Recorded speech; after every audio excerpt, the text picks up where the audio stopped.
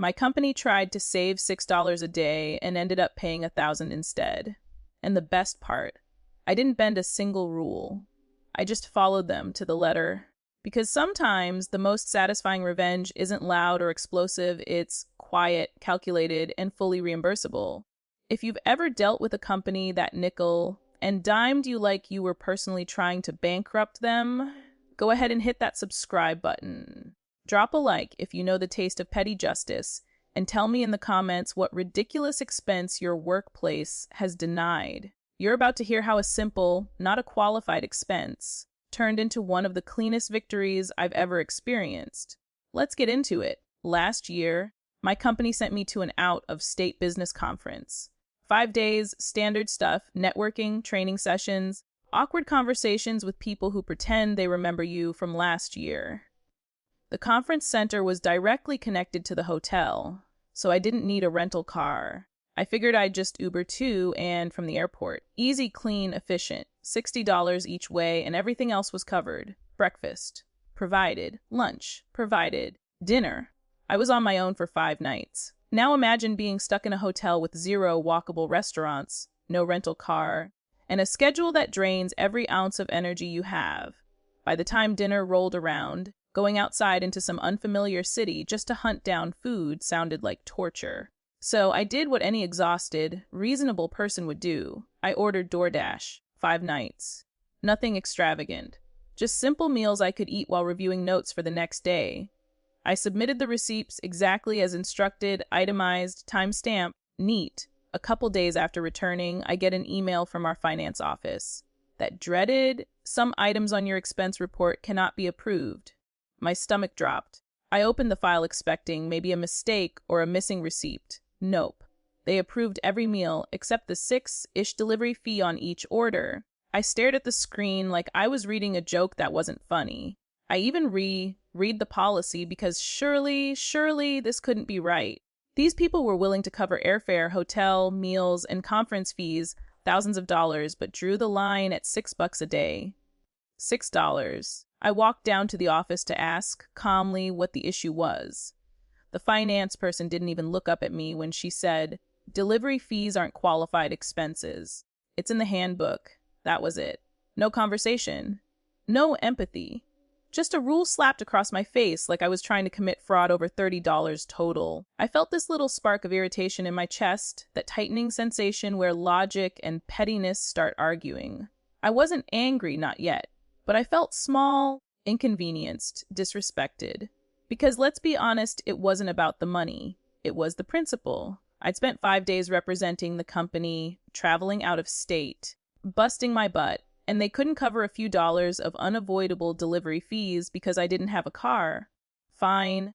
If they wanted to play by the rules, I could play too. Fast forward to this year, same conference, same location, same 5 days, except this time, the memory of that email, the cold dismissal, was still sitting somewhere in the back of my mind like an unresolved itch.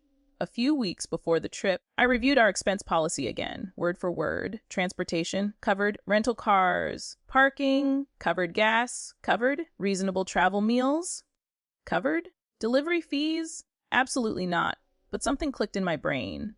Something beautifully, wonderfully logical. Last year, I didn't rent a car because I didn't need one. But needing one was never the requirement. It was allowed and therefore reimbursable. So when I landed at the airport this time, instead of ordering an Uber, I walked straight to the rental car counters. I picked a perfectly reasonable sedan, nothing fancy, but still a solid daily rate.